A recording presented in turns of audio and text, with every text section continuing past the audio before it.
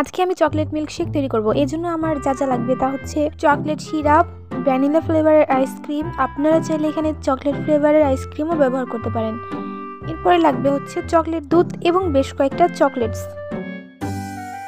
প্রথমে আমি দিব ভ্যানিলা ফ্লেভারের আইসক্রিম। এখানে আপনারা চাইলে চকলেট ফ্লেভারের আইসক্রিমও ইউজ করতে পারেন।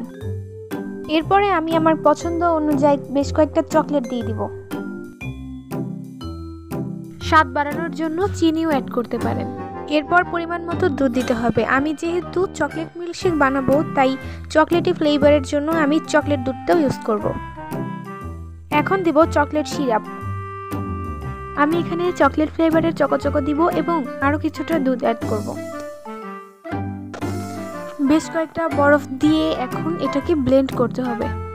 এরপর গ্লাসের চারপাশে চকলেট সিরাপ দিয়ে নিজের পছন্দ অনুযায়ী ডেকোরেশন করে মিল্কশেকটা ঢেলে এরপরে কয়েকটা বরফের টুকরো দিয়ে উপর দিয়ে চকলেটের সিরাপ দিয়ে পরিবেশন করা যাবে।